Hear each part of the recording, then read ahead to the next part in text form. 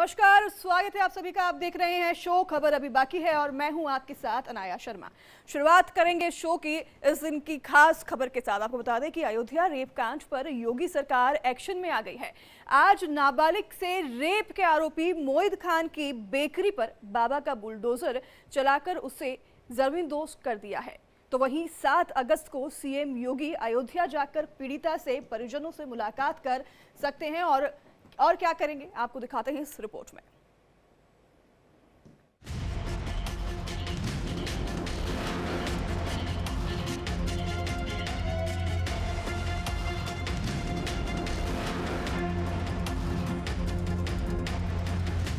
अयोध्या मामले पर योगी सरकार की सख्ती।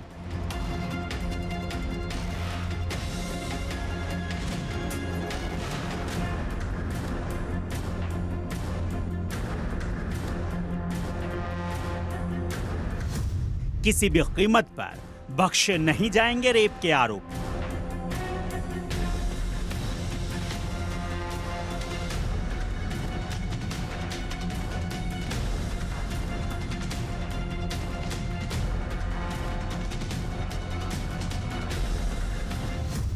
रेप के आरोपी मोहिद खान की बेकरी को बुलडोजर ने किया ध्वस्त।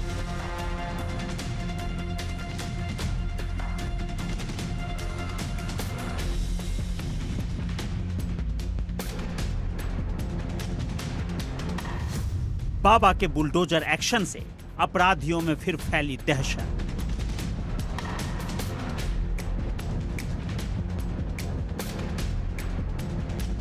यूपी में जुर्म करने वालों, गौर से देख लो इन तस्वीरों को। कैसे अपराध करने वालों की संपत्तियों को बाबा का बुलडोजर जमींदोज कर रहा है।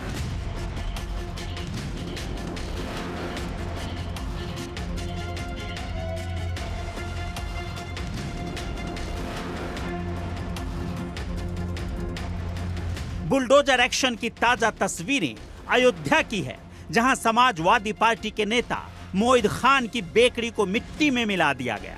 मोहिद खान वही शख्स है जिस पर एक मासूम के साथ दरिंदगी करने का आरोप लगा। मामले ने तूल पकड़ा तो यूपी के सीएम फौरन एक्शन में आए और अपना इरादा जता दिया।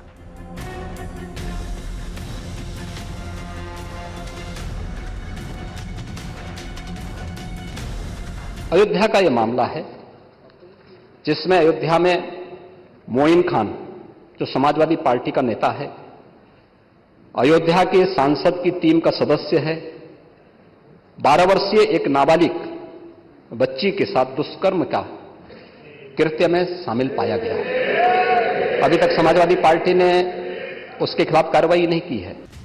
सीएम योगी ने जो कहा वो कर दिखाया। अयोध्या में नाबालिग लड़की से रेप के मामले में सीएम योगी ने एक्शन ले लिया। मोहिद खान की बेकरी की मिट्टी पलीद करने के लिए शनिवार सुबह को ही यहां भारी पुलिस बल और अधिकारी पहुंच गए थे। सुबह करीब 11 बजे कार्रवाई शुरू की गई, जहां इंडिया डेली की टीम भी पहुंची। मोइन खान के रसूख पर बुलडोजर का ये आखिरी प्रहार है। अब ये पूरी इमारत जो बेकरी हुआ करती थी, वो बेकरी की आखिरी इमारत का आखिरी हिस्सा भी अब जमींदोज हो रहा है।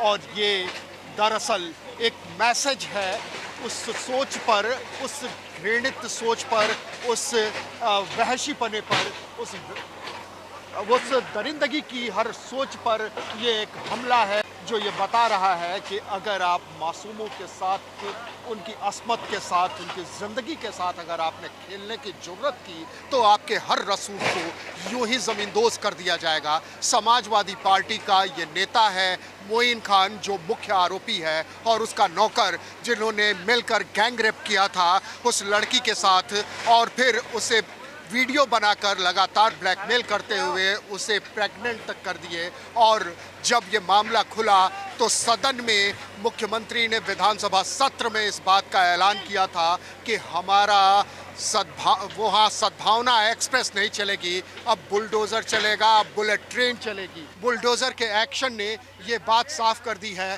कि ये योगी राज में किसी भी वहशियत को, किसी भी दरिंदगी के लिए कोई माफी नहीं है।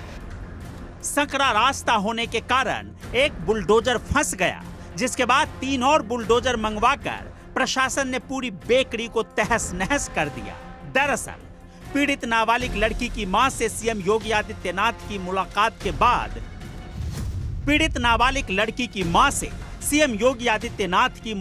के बाद पूरा कलंदर थाना अध्यक्ष रतन शर्मा और भदरसा चौकी इंचार्ज अखिलेश गुप्ता को सस्पेंड कर दिया गया। दोनों के खिलाफ त्वरित कार्रवाई न करने और मुकदमा दर्ज करने में देरी पर कार्रवाई की गई। इतना ही नहीं, मुख्य आरोपी मोहित खान की संपत्तियों की भी जांच के आदेश दे दिए गए। राजस्व विभाग ने जमीन की पैमाइश शुरू कर दी। आरोप है कि मोहित द्वारा तालाब और सरकारी जमीनों पर अवैध कब्जा किया गया है। भदरसा में ये बिल्डिंग, ये इमारत भी अवैध है और इसकी पैमाइश की गई है। राजस्व की टीम यहाँ पे लगी हुई थी और राजस्व की टीम ने इसकी पैमाइश की है। ये बिल्डिंग भी बताया जा रहा है कि मोइन खान की ही है और इसमें पंजाब नेशनल बैंक की भदरसा शाखा भी चल रही है। तो ये पंजाब नेशनल बैंक की भदरसा शाखा के संचालित होने की वजह से ये बिल्डिंग अभी नहीं गिराई गई है, क्योंकि जनहित का मामला है। जन समुदाय का एक बड़ा जुड़ाव है इस मसले से और इसमें तमाम लोगों के हित प्रभावित होंगे। तो इस वजह से ही इस जगह पे, और इसमें ये जो बेकरी A1 बेकरी जो चल रही है, ये मोइन खान की बेकरी है, इसे आज सील किया गया है। तो ये दुकान तब तक के लिए सील की गई है जब तक मोइन खान या उनकी तरफ से कोई विक्रेता, उनका कोई जो दुकान पे बैठता है वो आकर ये दुकान खोलकर प्रशासन की मौजूदगी में अगर ये सब कुछ निरीक्षण नहीं कराता, तब तक ये दुकान सील कर दी गई है। अयोध्या में नाबालिग से गैंग रेप के मामले को लेकर कैबिनेट मंत्री संजय निषाद अयोध्या पहुंचे और पीड़ित के परिवार से मिलने के बाद भावुक हो उठे। तो इधर घिनौनी कांड पर सियासत भी हो रही है। दरअसल सीएम योगी ने हाल ही में विधानसभा में अयोध्या में हुई गैंग रेप की वारदात पर अपने सख्त तेवर दिखाते हुए समाजवादी पार्टी पर भी निशाना साधा था। मैं ये नहीं समझ पा रहा हूं कि ये सब क्या है। महिला सुरक्षा हमारे लिए सर्वोच्च महत्व रखता है। हमने इस बात को पहले दिन कहा है, कोई खिलवाड़ करेगा तो उसका खामियाजा भुगतेगा। हम लोगों ने इस बारे में हम लोगों ने आश्वस्त किया एक बेटी को। इसके बाद अयोध्या मामले पर सपा सुप्रीमो अखिलेश यादव ने एक्स पर एक पोस्ट के जरिए रेप के आरोपी मोहित की डीएनए टेस्ट की मांग की और लिखा कि आरोप लगाकर सियासत ना की जाए। तो वहीं अयोध्या से सपा सांसद ने बीजेपी पर इस मामले में राजनीति करने का आरोप लगा दिया। देखिए, जहाँ तक इस घटना का सवाल है, ये घटना बहुत ही दर्दनाक है और शर्मनाक है और इस घटना की जितनी निंदा की जाए शब्द छोटा हो जाएगा। इस घटना से संबंधित जो भी लोग हैं उनकी विवेचना की जाए, सत्य का पता लगाया जाए और जो भी दोषी हो कानून के हवाले रखकर उनके खिलाफ जो भी कानून सजा देता है सख्ती के साथ उनके खिलाफ कार्रवाई होनी चाहिए। आपको बता दें कि नाबालिग के साथ 30 जुलाई को गैंग रेप मामले में आरोपी मोहित खान और उसके कर्मचारी को गिरफ्तार किया गया था। मोहित खान पर आरोप है कि उसने बच्ची को बिस्किट खिलाने के बहाने बुलाया और फिर उसका गैंग रेप किया। इतना ही नहीं, इस घटना को कैमरे में कैद कर लिया गया और नाबालिग को किसी से घटना का जिक्र ना करने की धमकी भी दी। गैंग रेप की घटना के करीब 2.5 महीने बाद जब नाबालिग प्रेग्नेंट हो गई तब मामले का खुलासा हुआ। नाबालिग के मां ने थाने में इसकी शिकायत की, लेकिन उसकी बात नहीं सुनी गई। इसके बाद हिंदू संगठनों के दबाव के बाद इस मामले ने तूल पकड़ा। फिर सीएम के आदेश पर मामले पर तुरंत कार्रवाई की गई। आपको बता दें कि पॉक्सो एक्ट के तहत केस दर्ज कर आरोपी मोहित खान और उसके साथी को गिरफ्तार कर लिया गया है और उसकी बेकरी पर बाबा का बुलडोजर चला दिया गया है।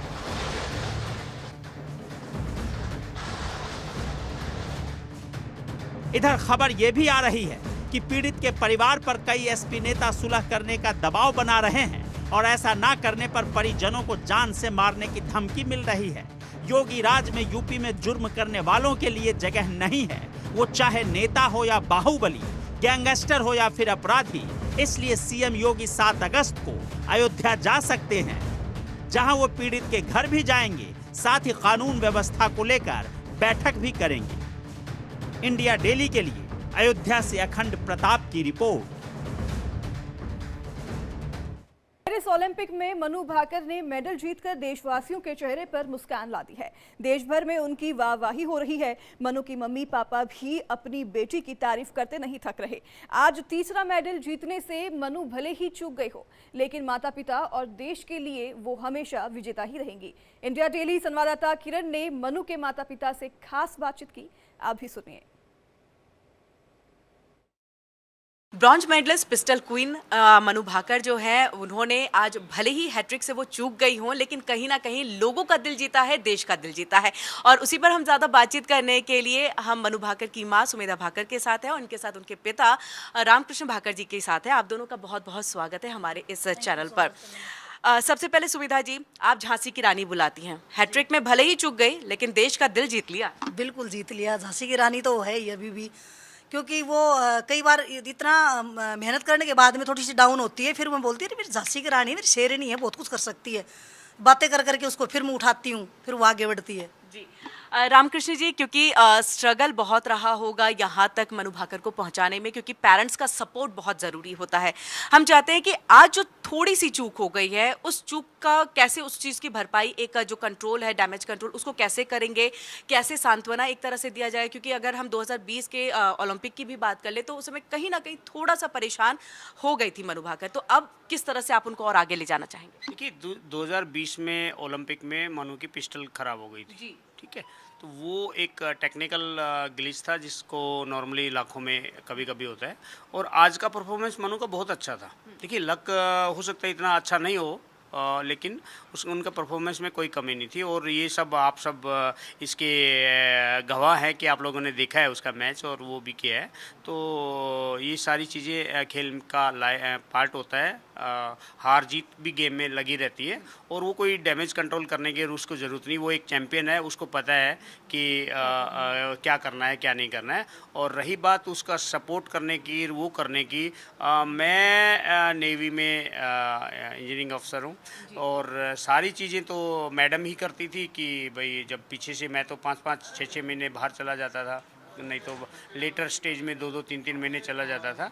तो मनु की मम्मी ही सारी चीज़ें देख रेख करती थी। और जब भी मैं आता था कि भाई उनको बच्चों ने कभी ऐसा कोई शिकायत नहीं किया कि भाई मम्मी ने ये नहीं दिलाया, वो नहीं करवाया, ये नहीं कराया। और ना ही घर वालों ने, पड़ोसियों ने, किसी ने भी ये कहा कि भाई आपकी मिसेज किसी तरह का वो करती है। तो बहुत ज़्यादा वो था कि सुमेधा जी ने जो चीज़ें बहुत संभाली। इवन इन्होंने मुझे भी पुश करके ये किया कि आप ये वाला एग्ज़ाम दो, ये वाला एग्ज़ाम दो, आप सबसे बड़े अफसर क्यों नहीं बन जाते। फिर मुझे भी एग्ज़ाम देने पड़े और मैं हो गया था। मतलब इससे तो मुझे ये लग रहा है कि घर में एक जो पिलर सबसे स्ट्रांग होता है वो पिलर आप है। वैसे भी हर घर की महिलाएं सबसे स्ट्रांग पिलर है उस घर को बनाने में। सुमेधा जी, मैं अगर ये कहूँ तो गलत नहीं होगा कि आप अपने बच्चों की माँ नहीं, बेस्ट फ्रेंड है, मतलब जिस तरीके से आपने उनको रखा।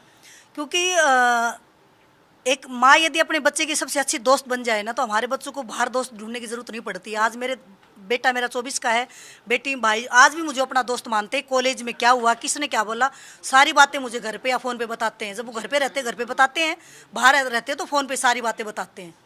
और मैं ये कहना चाहूँगी कि जैसे ना एक दौर आता है, जब हमारे बच्चे टीन एज में आते हैं तो एक दौर ये आता है कि मुझे ये एक हर एक माँ को ये लगता होगा, शायद मुझे तो लगा कि अब मुझसे दोनों बच्चे नहीं संभल पाएंगे। तो फिर मैंने इनको ये कहा कि अभी बच्चा, जैसे मेरा बेटा 9th में हो गया था, कि अभी मुझे आपका सपोर्ट चाहिए। अभी मर्चेंट नेवी में थोड़ा सा टाइम कम देके अभी बच्चों को थोड़ा सा समय दो ताकि दोनों मिलकर इनका भविष्य बना सकें। तो इन्होंने वो सब किया। और ये जैसे साल में पहले 6 महीने जाते थे, फिर 2 महीने के लिए रुकते थे, तो तब हमने इनका ये किया कि आप 4 महीना जाओ और बाकी जो समय था वो हमारे पास रुको, ताकि दोनों मिलजुल के अपने बच्चों को सारी खुशियाँ दे जो ये चाहें। उनके साथ हम पल दर पल खड़े रहें। मेरा हर पल, जब मनु यहाँ रहेगी तो मैं उसके हर क्षण हर पल उसके साथ रहूँगी। और यही रेंज पे रहेगी तो रेंज पे रहूँगी। यही मनु को यहाँ पर मिला भी है। आपसे धमाल के साथ और क्या संदेश खिलाड़ियों को आने वाला? देखिए खिलाड़ियों के संदेश से पहले मैं मनु का बताता हूँ। पिछले 7-8 साल में मनु ने शायद एक शादी अटेंड की थी, वो उसके कज़न ब्रदर की। और उनकी मम्मी का ये देखो कि मायका और ससुराल दोनों भूल गई ऑलमोस्ट, कभी कभार फ़ोन पे ही बात हो जाती है माँ से। तो ये चीज़ें ऐसी हैं कि मतलब सब कुछ छोड़ना पड़ता है एक बच्चे